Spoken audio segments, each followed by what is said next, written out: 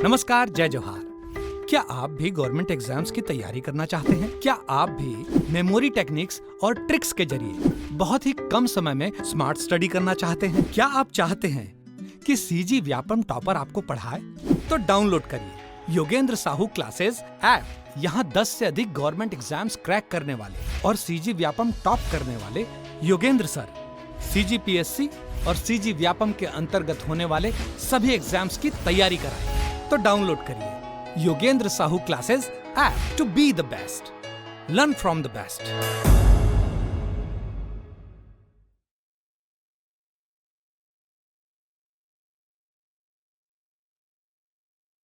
नमस्कार दोस्तों, आपका स्वागत है योगेंद्र साहू ऑनलाइन क्लासेस में। हमारे एमसीक्यूज के सीरीज में आज एक नया टॉपिक लेके आए हैं हम, महान्यायवादी, महाधिवक्ता और नियंत्रक एवं महालेखा परीक्षक। ठीक है, महान्यायवादी अटॉर्नी जनरल, महाधिवक्ता एडवोकेट जनरल और नियंत्रक एवं महालेखा परीक्षक कंट्रोलर एंड ऑडिटर जनरल। ठीक है, कैग। तो दोस्तों ये 3 पद होते हैं, ये तीनों संवैधानिक पद हैं, संविधान में इनका उल्लेख किया गया है। ये तीनों पद के से रिलेटेड भी क्वेश्चन पूछे जाते हैं और ये तीनों पद बहुत ही महत्वपूर्ण पद हैं, क्योंकि ये सरकार को या राष्ट्रपति को डायरेक्ट रिपोर्ट करते हैं या डायरेक्ट इफेक्ट करते हैं, इसीलिए इन पदों के बारे में पढ़ा जाता है। ये संविधान के अंदर एक बहुत ही महत्वपूर्ण पद है जो अपना काम करते हैं, तो इसके बारे में जानना भी जरूरी है। आप लोगों को पता है कि हमारी इस सीरीज में क्विक रिवीजन प्लस विश्लेषण और रिवीजन के साथ ही पूरे एमसीक्यूज को सॉल्व कराया जाता है और ये आपके तैयारी के लिए या रिवीजन के लिए बहुत ही उपयोगी होने वाला है। जैसा कि अभी कुछ समय पश्चात पूरे एग्जाम होने चालू हो जाएंगे, आचार संहिता खत्म हो गई, एग्जाम होने चालू हो जाएंगे और उस समय अगर आपको क्विक रिवीजन करना है तो ये सब वीडियो आपको काफ़ी सहायता देने वाली है। इसीलिए दोस्तों योगेंद्र साहू ऑनलाइन क्लासेस के साथ बने रहिए और अपनी तैयारी को पुख्ता करिए। आज का हमारा टॉपिक है महान्यायवादी, महाधिवक्ता और नियंत्रक एवं महालेखा परीक्षक।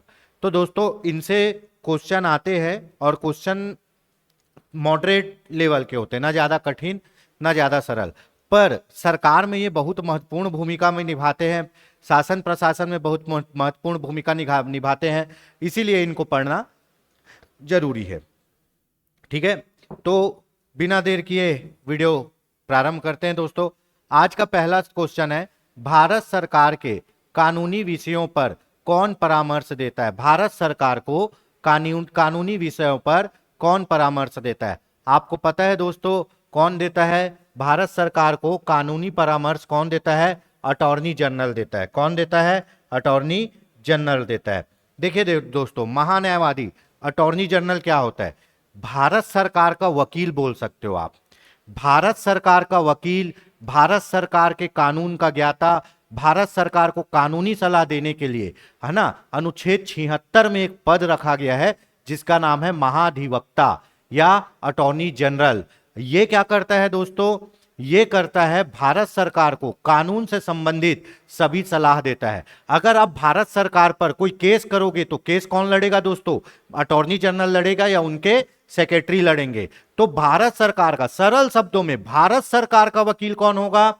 भारत सरकार का वकील होगा अटॉर्नी जनरल। भारत सरकार जहां भी थोड़ा बहुत फंसेगी या कुछ कानून से संबंधित मुद्दा होगा तो भारत सरकार को, राष्ट्रपति को सलाह देने के लिए तो सर्वोच्च न्यायालय है ना, अनुच्छेद 143 के लिए, पर सरकार को सलाह देने के लिए कौन है? सरकार को सलाह देने के लिए अनुच्छेद 76 में कौन सा पद है? अटॉर्नी जनरल का, महान्यायवादी का। यह भारत सरकार का वकील होता है, भारत सरकार का लीगल एडवाइजर होता है, भारत सरकार का सर्वोच्च विधि अधिकारी, सबसे बड़ा कानूनी अधिकारी कौन होता है? Attorney general. और ये पूरे भारत सरकार को अगर कहीं भी कोई प्रॉब्लम होगी न्यायालय की तो ये हेल्प करता है। अगर आप भारत सरकार पे केस लड़ोगे ना तो ये या इनके असिस्टेंट केस लड़ने आएंगे।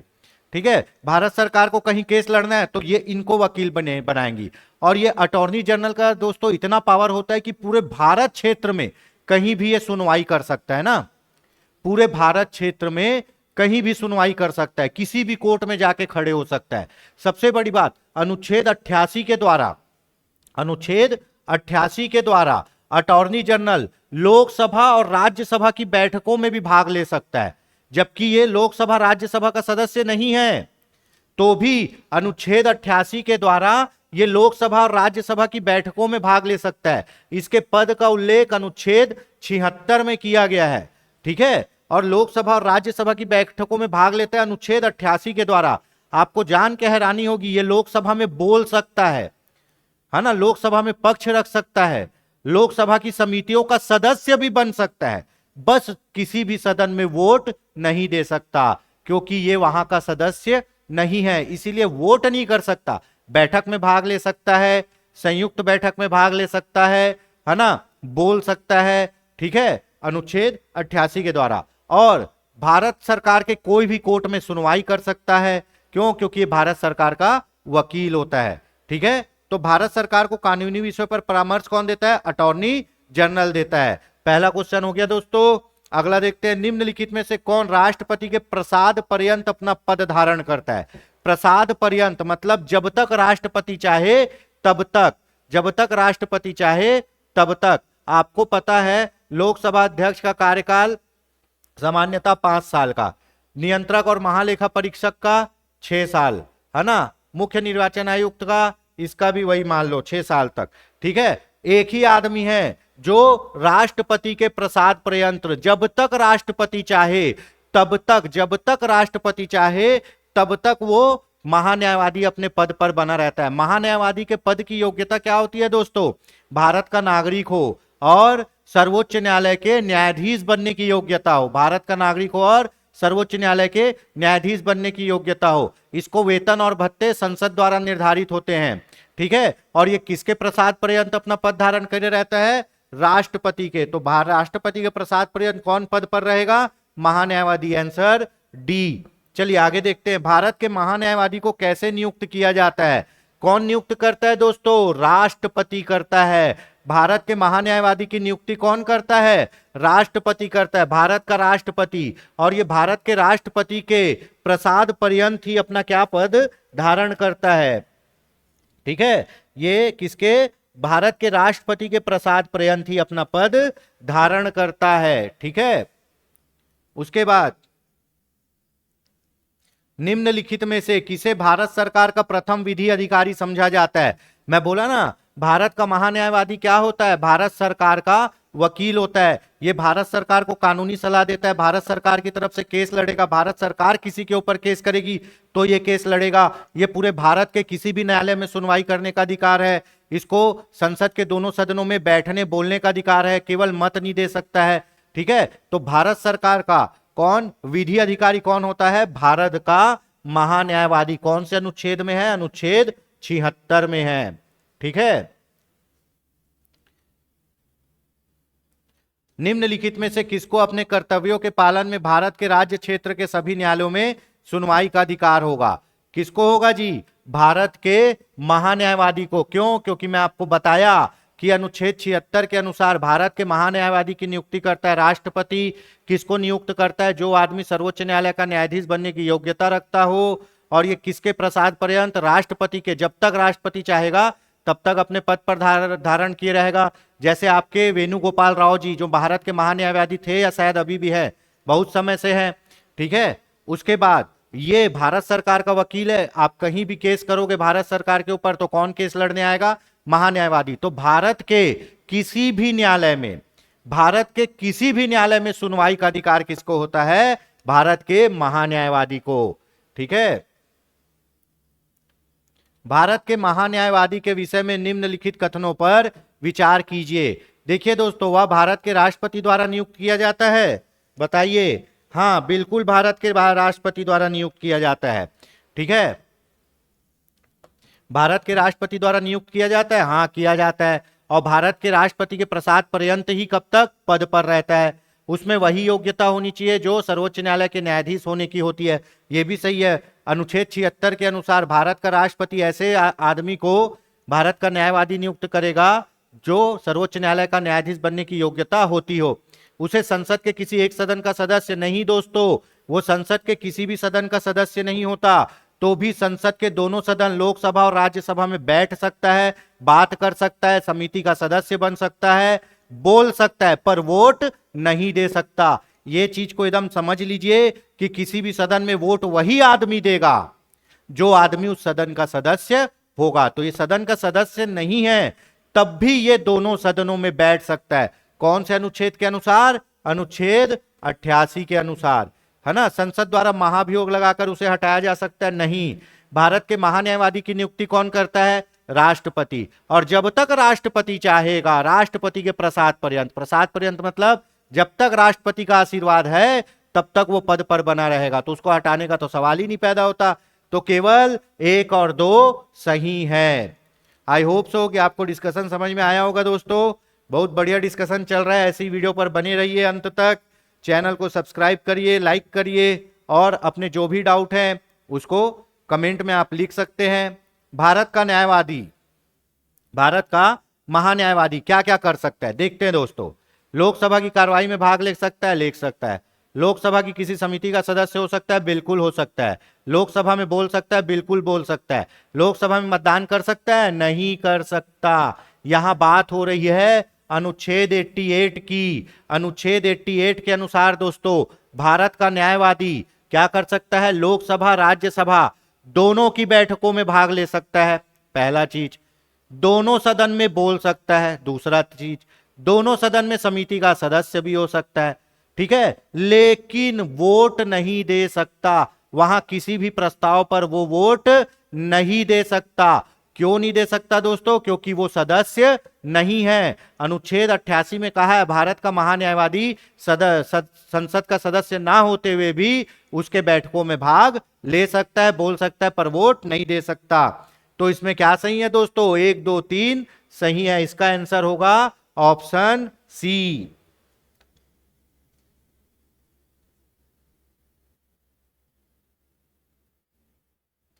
चलिए आगे देखते हैं। निम्नलिखित में से किसे संसद को संबोधित करने का अधिकार प्राप्त है दोस्तों? क्वेश्चन महान्यायवादी से आते ही हैं, और अधिकतर क्वेश्चन अनुच्छेद 88 संसद के दोनों सदन वाला ही आएगा दोस्तों। तो आपको पता है कि भारत का मुख्य चुनाव आयुक्त भी संसद नहीं जाता, मुख्य न्यायाधीश भी नहीं जाता, राष्ट्रीय सुरक्षा सलाहकार भी नहीं जाता। एक ही आदमी संसद का सदस्य ना होते हुए भी संसद जाता है, और वो कौन है? भारत का महान्यायवादी। आंसर होगा ए। बहुत बढ़िया क्वेश्चन आया दोस्तों, ये हमेशा पूछा जाता है। पार्लियामेंट, संसद के किसी सदन के सदस्य ना होने पर भी सदन की बैठक में कौन भाग ले सकता है? बात हो रही है अनुच्छेद 88 की दोस्तों। अनुच्छेद 88, भारत का महान्यायवादी संसद का सदस्य ना होते हुए भी संसद के दोनों सदनों में बैठ सकता है, बोल सकता है, समिति का सदस्य बन सकता है, पर वोट नहीं दे सकता। तो कौन होगा? भारत का अटॉर्नी जनरल महान्यायवादी, ठीक है। एक बहुत बढ़िया क्वेश्चन आया है दोस्तों। सॉलिटरी जनरल निम्न में से क्या होता है? सॉलिटरी जनरल निम्न में से क्या होता है बताइए।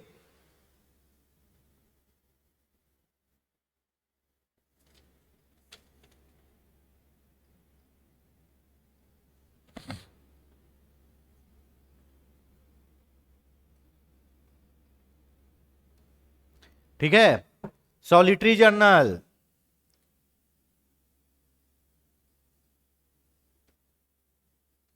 ठीक। एक होता है अटॉर्नी जनरल। अटॉर्नी जनरल मतलब महान्यायवादी। और जब महान्यायवादी की सहायता करने के लिए कौन? अन्य अधिकारी की नियुक्ति की जाती है। महान्यायवादी की सहायता करने के लिए और कानूनी सलाहकार की नियुक्ति की जाती है, उसको कहते हैं सॉलिटरी जनरल। अटॉर्नी जनरल अब एक आदमी है भैया, इतना बड़ा भारत सरकार है, अकेले तो पूरा काम नहीं कर पाएगा, तो उसके सहायता देने के लिए सॉलिसिटरी जनरल की नियुक्ति की जाती है। और सॉलिसिटरी जनरल कौन होता है? अटॉर्नी जनरल के कार्य को हल्का करने के लिए, कार्य को कम करने के लिए, सहायता देने के लिए नियुक्त किया जाता है। तो ये क्या होता है? कानूनी सलाहकार होता है। क्या होता है ये? कानूनी सलाहकार होता है। कौन? Solitary general. किसका? अटॉर्नी जनरल का। ये अटॉर्नी जनरल के काम को करने में सहायता प्रदान करता है, ठीक है। कानूनी विषयों पर राज्य सरकार को कौन परामर्श देता है दोस्तों? बहुत जबरदस्त क्वेश्चन आया है। राज्य सरकार की बात कर रहे हैं दोस्तों, राज्य सरकार की।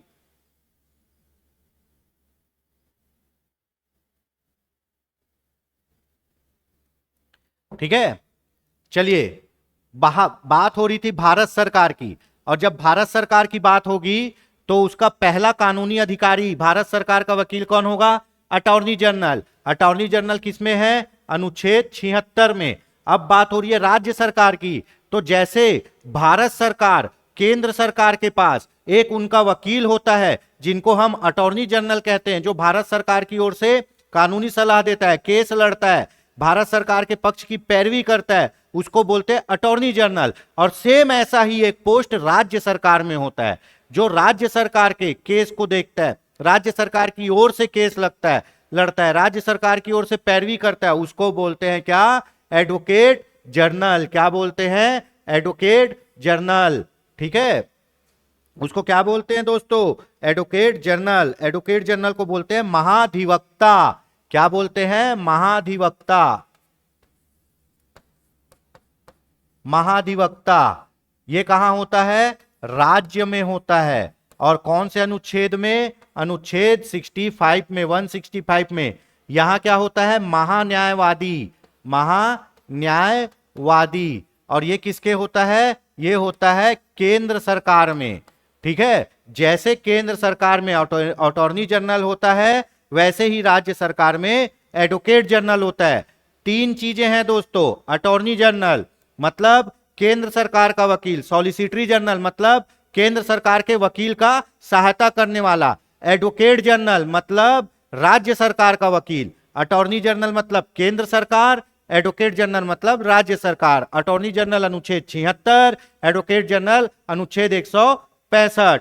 तो दोस्तों जैसे ही राष्ट्रपति अटॉर्नी जनरल की नियुक्ति करता है और राष्ट्रपति के प्रसाद पर्यंत अटॉर्नी जनरल अपना काम करता है, ठीक है, और ऐसे आदमी को अटॉर्नी जनरल नियुक्त किया जाता है जो सर्वोच्च न्यायालय के न्यायाधीश बनने की योग्यता रखता हो। अनुच्छेद 76। वैसे ही अनुच्छेद 165 में राज्यपाल, केंद्र में राष्ट्रपति होता है, राज्यों में राज्यपाल होते हैं, वैसे ही अनुच्छेद 165 में राज्यपाल, है ना, उच्च न्यायालय के न्यायाधीश बनने की योग्यता रखने वाले को, किसको? उच्च न्यायालय के न्यायाधीश बनने की योग्यता रखने वाले व्यक्ति को एडवोकेट जनरल महाधिवक्ता नियुक्त करता है, जो राज्य सरकार का वकील होता है, जो राज्य सरकार का प्रथम कानूनी अधिकारी होता है, जो राज्य सरकार को सलाह देता है, जो राज्य सरकार की ओर से केस लड़ता है। तो राज्य सरकार की ओर कौन होता है? Advocate general. ठीक है, अगला बहुत जबरदस्त है दोस्तों, है ना, भारत के नियंत्रक एवं महालेखा परीक्षक में आ गए अपन।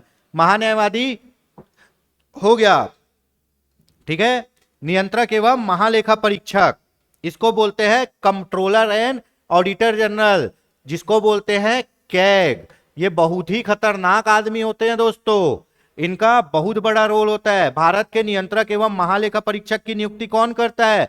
भारत के नियंत्रक एवं महालेखा परीक्षक की नियुक्ति करता है राष्ट्रपति। और कौन से? अनुच्छेद 148 के द्वारा भारत के नियंत्रक एवं महालेखा परीक्षक की नियुक्ति राष्ट्रपति के द्वारा की जाएगी।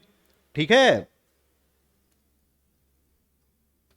उसके बाद अगला क्वेश्चन, भारतीय संविधान के किस अनुच्छेद के अंतर्गत भारत के नियंत्रक एवं महालेखा परीक्षक की नियुक्ति होती है? अभी बताया, भारत के नियंत्रक एवं महालेखा परीक्षक अनुच्छेद 148, कैग की नियुक्ति कौन करेगा? राष्ट्रपति करेगा। राष्ट्रपति करेगा, और ठीक है, राष्ट्रपति करेगा। उसके बाद इसका कार्यकाल कितना होता है? 6 वर्ष या 65 वर्ष की आयु, 6 वर्ष या 65 वर्ष की आयु, जो भी पहले हो। देखिए दोस्तों, है ना, कैग का कार्यकाल होता है 6 वर्ष या 65 वर्ष की आयु तक। अगर मान लो कोई आदमी 55 साल में कैग बना है, तो वो 6 साल तक पद पर रहेगा, 55 और 6 51, ठीक है, क्योंकि अधिकतम कार्यकाल कितना है? 6 वर्ष। अगर कोई आदमी 62 साल की उम्र में कैग बना है, तो वो केवल 4 साल रह पाएगा, या तो वो 65 वर्ष की आयु पूरी कर ले या वो 6 वर्ष की आयु पहले पूरी कर ले। अगर मान लो अगर वो 6 वर्ष की आयु पहले पूरी नहीं किया है और 65 वर्ष की आयु पहले पूरी कर लिया, तो 65 वर्ष में ही उसका कार्यकाल समाप्त हो जाएगा। या फिर वो 6 वर्ष की आयु पूरी कर लिया है तो 6 साल में उसका कार्यकाल समाप्त हो जाएगा। तो या तो वो 6 वर्ष की आयु पूरी पहले कर ले या 65 वर्ष तक की आयु पूरी कर ले। अगर मान लो 62 साल में लगा है तो 4 साल में कितना हो जाएगा, 62 साल में लगा है तो 3 साल में कितना हो जाएगा दोस्तों, 65 साल, तो वो 3 ही साल में रिटायर हो जाएगा। क्यों? क्योंकि उसका 65 साल पहले हो गया। अब मान लो वो 55 साल में लगा है तो 55 और 6 51 साल, पूरा 6 साल काम करेगा, क्योंकि अभी 65 साल की आयु वो पूरी नहीं किया है। तो ये बोलते हैं कि 6 वर्ष या 65 वर्ष की आयु तक।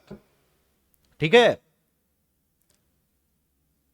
भारत के नियंत्रक एवं महालेखा परीक्षक के संघ के लेखा संबंधी प्रतिवेदनों को सर्वप्रथम निम्न में से किसको प्रस्तुत करता है? ठीक है, निम्न में से किसको प्रस्तुत करता है? बताइए दोस्तों, बहुत सरल है।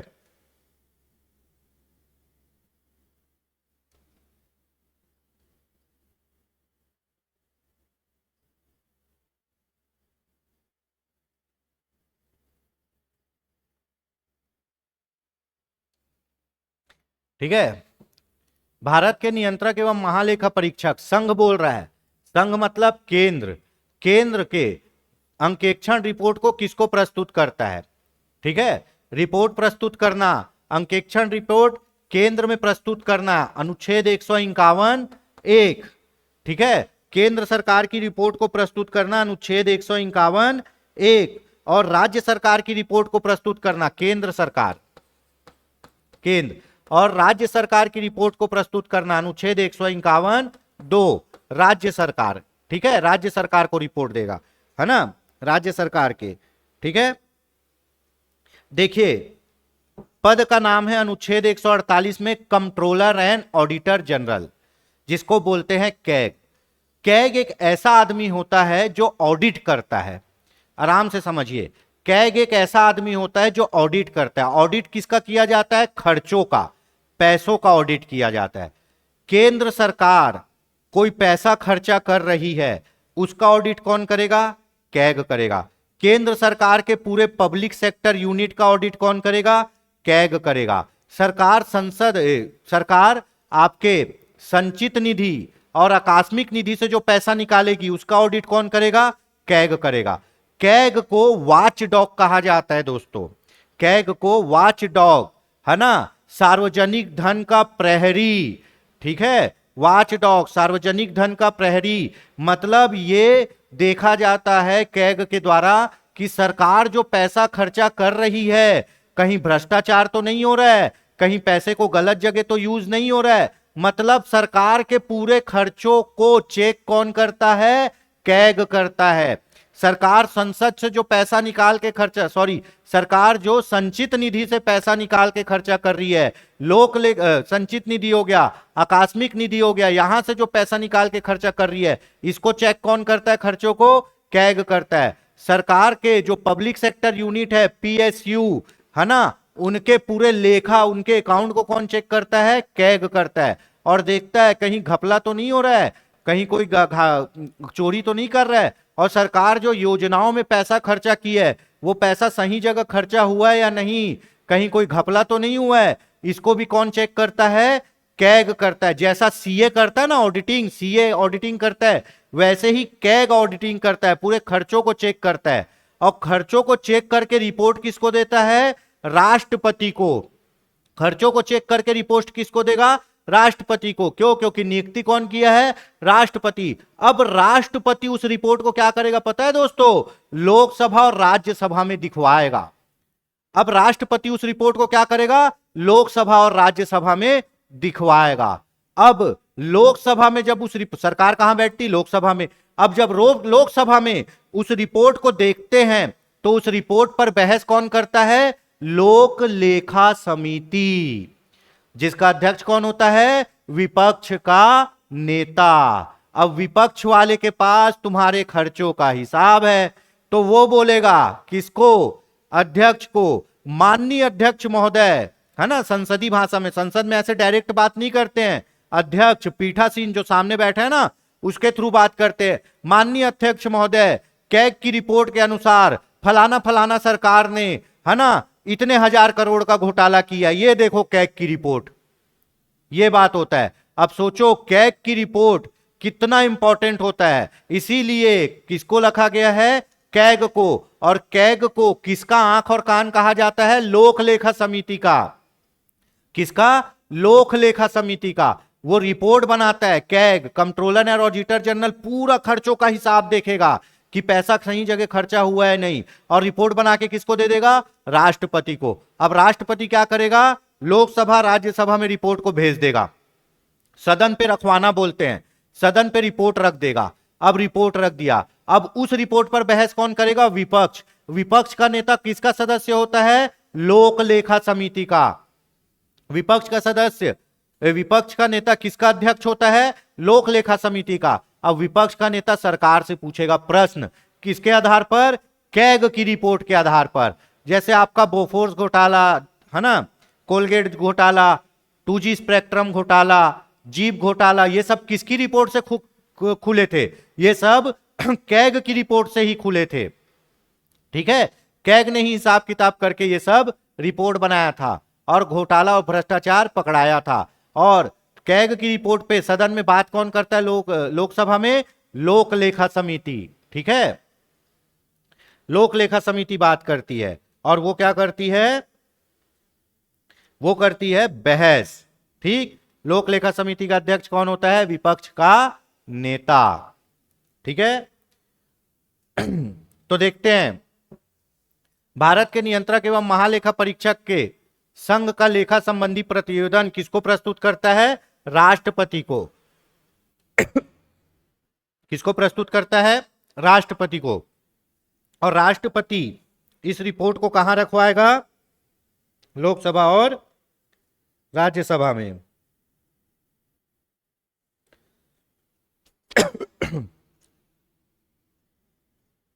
चलिए अगला क्वेश्चन देखते हैं।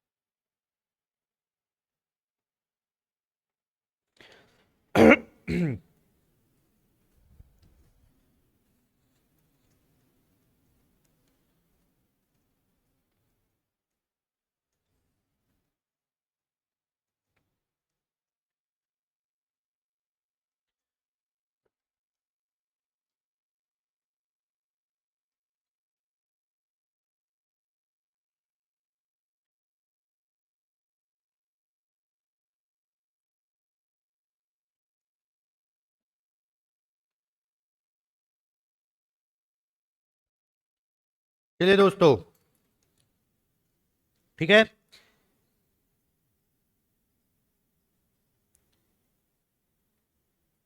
संघ के लेखे राष्ट्रपति को देगा और राज्य सरकार के लेखे राज्यपाल को देगा। ठीक, आगे देखते हैं। भारत के नियंत्रक एवं महालेखा परीक्षक के नियुक्ति का कार्यकाल कितना होता है दोस्तों? नियुक्ति का कार्यकाल होता है 6 वर्ष या 65 वर्ष की आयु। 65 वर्ष की आयु, जो भी पहले हो, पर सामान्यतः कार्यकाल 6 वर्ष लिया जाता है। ठीक है,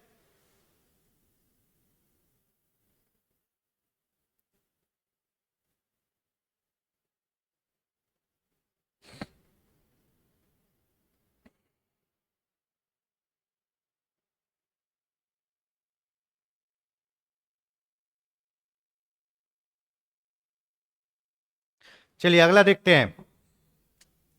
अगला क्वेश्चन, भारत के नियंत्रक एवं महालेखा परीक्षक के संबंध में निम्नलिखित में से कौन सा कथन सही नहीं है? नहीं है पूछ रहा है। ठीक है, आपको पता है अनुच्छेद 148 के द्वारा कैग की नियुक्ति किसके द्वारा की जाती है? राष्ट्रपति की। उसका वेतन सर्वोच्च न्यायालय के न्यायाधीश के समान होता है। बहुत बहुत सही है ये, है ना। आपके कैग की नियुक्ति राष्ट्रपति के द्वारा की जाती है, उसका वेतन सर्वोच्च न्यायालय के न्यायमूर्ति के समान होता है।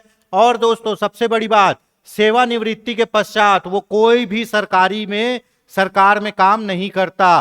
कोई भी सरकारी के लिए काम नहीं करेगा, ना सरकारी नौकरी कर सकता है ना। सेवानिवृत्ति कैग को रिटायर होने के बाद, कैग की सेवानिवृत्ति के बाद 65 साल की उम्र के बाद वो कोई भी काम, सरकारी काम नहीं करेगा। ठीक है, वो भारत सरकार के तहत, है ना, किसी भी पद पर नहीं रहेगा। क्यों? क्योंकि उसको पूरे सरकार की सब चीजें पता चल चुकी है। वो इतने बड़े पद से रिटायर हो रहा है कि उसको सब चीज पता है। अगर वो अब किसी छोटे पद पे जाएगा तो वो फिर वो क्या है कि वो गलती कर सकता है या भ्रष्टाचार कर सकता है। इसीलिए ये कहा गया है कि जो आदमी कैग बनेगा और कैग बन के रिटायर होगा, फिर वो सरकार के अधीन कोई भी पद धारण नहीं करेगा। तो ये तीनों सही है ना। कैग की नियुक्ति किसके द्वारा की जाती है? राष्ट्रपति के द्वारा। उसका वेतन किसके समान होता है? सर्वोच्च न्यायालय के समान। सेवानिवृत्ति के पश्चात वो कोई भी सरकारी सेवा नहीं करेगा। उसको राष्ट्रपति पदच्युत कर सकता है? नहीं दोस्तों, उसको राष्ट्रपति पदच्युत नहीं कर सकता। अब कैग को हटाते कहते हैं, देखिए राष्ट्रपति को कैसे हटाते हैं? महाभियोग प्रक्रिया से। ठीक है, राष्ट्रपति को कैसे हटाते हैं? महाभियोग प्रक्रिया से। सर्वोच्च न्यायालय के न्यायाधीश को कैसे हटाते हैं? उसको महाभियोग जैसी प्रक्रिया, उसका नाम महाभियोग नहीं है। महाभियोग शब्द केवल राष्ट्रपति के लिए यूज किया जाता है ना। बाकी लोगों को हटाने के लिए, जैसे सर्वोच्च न्यायालय के न्यायाधीश को हटाने के लिए जिस रीति का प्रयोग किया जाता है, तो सर्वोच्च न्यायालय के न्यायाधीश को भी महाभियोग जैसे ही प्रक्रिया से हटाते हैं। उसमें भी क्या होगा? एक सदन में प्रस्ताव लाएंगे, वो सदन 2/3 बहुमत से पास होगा, फिर दूसरे सदन में जाएगा, वहां जांच होगी, फिर वो भी 2/3 बहुमत से पास कर देगा, तो सर्वोच्च न्यायालय का न्यायाधीश हट जाएगा। सेम ऐसे ही प्रोसेस राष्ट्रपति के लिए होता है।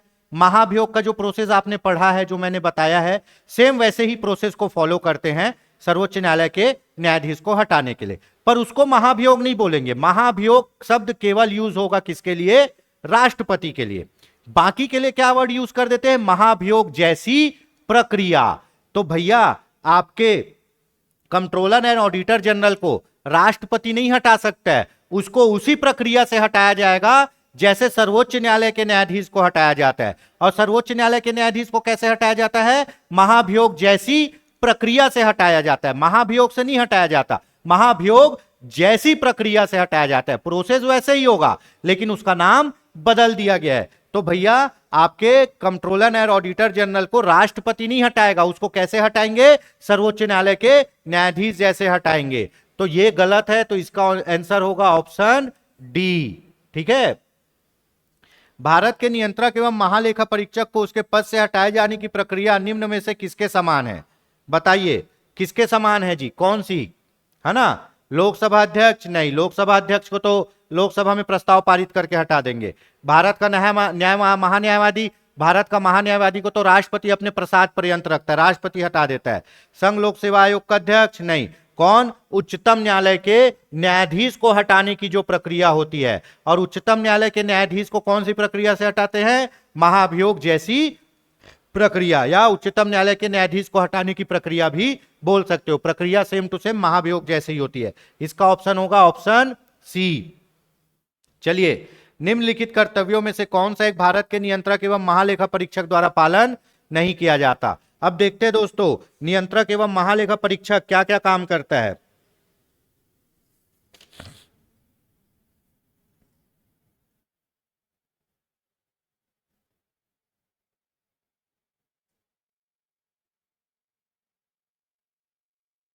ठीक है, चलिए, भारत की संचित निधि से होने वाले सभी व्ययों का लेखा परीक्षण करना और उसके संबंध में प्रतिवेदन देना।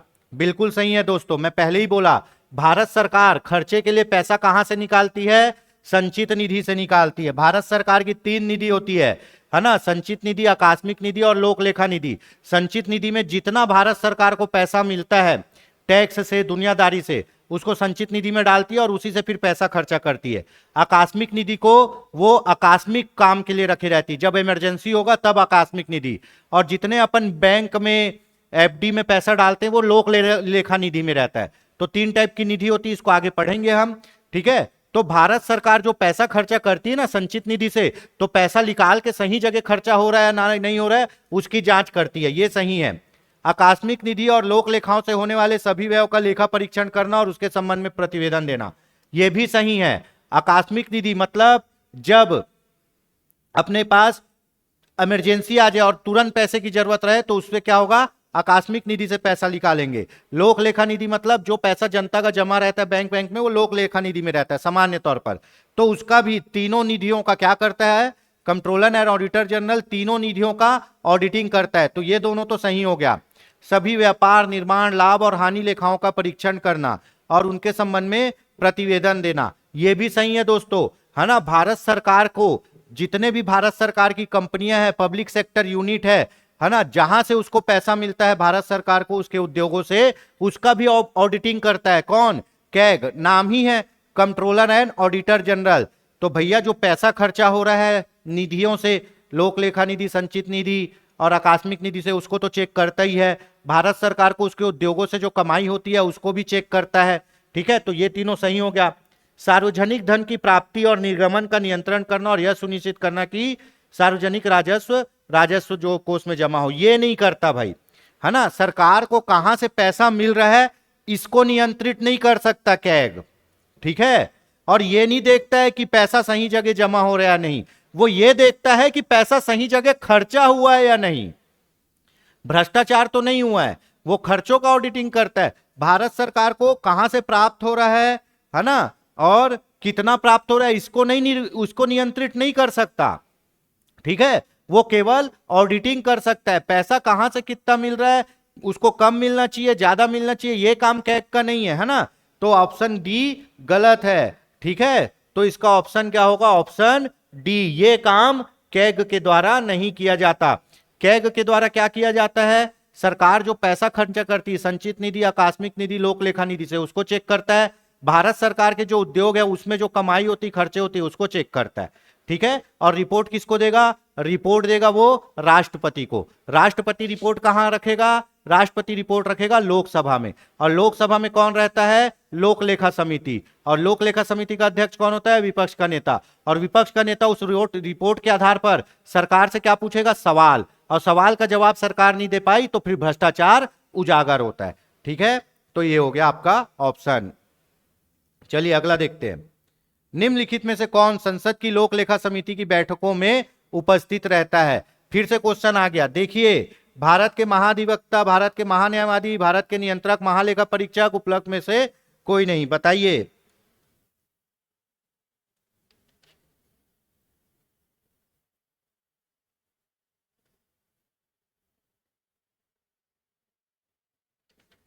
बताइए भैया, लोक लेखा समिति की बैठकों में कौन रहेगा? भारत का नियंत्रक एवं महालेखा परीक्षक, जिसको बोलते हैं कैग। कैग कौन सा है? अनुच्छेद 148 में रिपोर्ट राष्ट्रपति को देता है। अनुच्छेद 151(1), अनुच्छेद 151(2) के अनुसार किसको देगा? राज्यपाल को। केंद्र का रिपोर्ट राष्ट्रपति को, ठीक है, और राज्य का रिपोर्ट राज्यपाल को, ठीक है। ये तो हो गया अनुच्छेद इसके। अब भैया लोक लेखा समिति में आपके क्या होते हैं? लोक लेखा समिति का अध्यक्ष सामान्यतः कौन होता है? विपक्ष का नेता। और विपक्ष का नेता सरकार से क्या पूछता है? सवाल। किसके आधार पर? नियंत्रक एवं महालेखा परीक्षक के रिपोर्ट के आधार पर। तो लोक लेखा की समिति की बैठक में कौन बैठेगा? भारत का नियंत्रक एवं महालेखा परीक्षक बैठेगा। नियंत्रक एवं महालेखा परीक्षक को लोक लेखा समिति का आंख और कान कहा जाता है ना। और उसके बाद नियंत्रक एवं महालेखा परीक्षक को वॉच डॉग, सार्वजनिक धन का प्रहरी, है ना, ये सब कहा जाता है, ठीक है। अब देखते हैं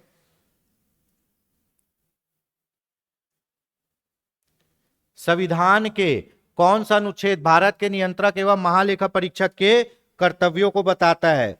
कौन सा अनुच्छेद जी? ठीक है, अनुच्छेद 149। अनुच्छेद 149 में इसके कर्तव्य हैं कि क्या क्या करेगा। अनुच्छेद 148 में इसका पद है, ठीक है। तो इसके कर्तव्य कौन से अनुच्छेद में? 149 में। चलिए अगला देखते हैं। भारत के नियंत्रक एवं महालेखाकार निम्नलिखित का एक मित्र एवं मार्गदर्शक होता है। किसका जी? आपको पता है कि लोक लेखा समिति किसके आधार पर काम करती है? भारत के नियंत्रक एवं महालेखा परीक्षक के रिपोर्ट के आधार पर। तो क्यों कौन होगा मार्गदर्शक? किसका होगा? लोक लेखा समिति का। लोक लेखा समिति के अध्यक्ष कौन होते हैं? विपक्ष के नेता। लोक निधि का अभिभावक किसे कहा जाता है? बताइए। फिर से वही क्वेश्चन, लोक निधि का अभिभावक मतलब जनता के पैसे को देखने वाला, जनता के पैसों को देखने वाला, सुरक्षित रखने वाला किसे कहा जाता है जी, बताइए। कौन जनता के पैसों की रखवाली कर रहा है, कौन ऑडिटिंग कर रहा है, नियंत्रक एवं महालेखा परीक्षक कर रहा है ना। संचित निधि, आकस्मिक निधि और लोक लेखा निधि से पैसा निकलता है तो कौन चेक करता है, करता है कौन, नियंत्रक एवं महालेखा परीक्षक, अनुच्छेद 148। ठीक है, अभिभावक मतलब यही पैसे की रक्षा कर रहा है। ठीक, भारत के गिरीश चंद्र मुर्मू बने हैं, भारत के क्या, भारत के बने हैं 14वें नियंत्रक एवं महालेखा परीक्षक। कौन बने थे, गिरीश चंद्र मुर्मू बने थे, भारत के 14 नियंत्रक एवं महालेखा परीक्षक। कैग बने थे, पहले ये कहां के, जम्मू कश्मीर के राज्यपाल भी रह चुके हैं। लद्दाख जम्मू कश्मीर कहीं के राज्यपाल भी रह चुके हैं। ठीक है, तो गिरीश चंद्र मुर्मू बने थे क्या, भारत के 14वें नियंत्रक एवं महालेखा परीक्षक। ठीक है, तो ये हो गया दोस्तों आपका कैग, महान्यायवादी और महाधिवक्ता, है ना। आज हम 3 टॉपिक का शॉर्ट एक रिवीजन कर लिए। पहला है महान्यायवादी, कंट्रोलर एंड ऑडिटर जनरल, अनुच्छेद 76। दूसरा कौन है, एडवोकेट जनरल, अनुच्छेद 165। तीसरा कौन है, CAG, controller and auditor general, अनुच्छेद 148। तो दोस्तों होप सो आपको ये वीडियो समझ में आया होगा, पसंद आया होगा। इसी तरह की और सीरीज भी हमारे संस्थान द्वारा चलाई जा रही हैं, तो जरूर उसका लाभ लें। ठीक है, हमारे चैनल को सब्सक्राइब करें, हमसे जुड़े रहे। यकीन मानिए, मैं हमेशा कहता हूं हम साथ मिलकर बहुत कुछ अच्छा करेंगे। और ये सब वीडियो आपको लास्ट टाइम के आपके एग्जाम के लिए बहुत फायदेमंद होने वाली, क्योंकि इनके द्वारा आप क्विक रिवीजन कर सकते हैं, क्वेश्चन को भी सॉल्व कर सकते हैं। तो योगेंद्र साहू क्लासेस के साथ बने रहिए, खुश रहिए, स्वस्थ रहिए, सफल रहिए, सुरक्षित रहिए और हमारे साथ बने रहिए। जय हिंद, जय भारत, जय छत्तीसगढ़। जल्दी मिलेंगे दोस्तों।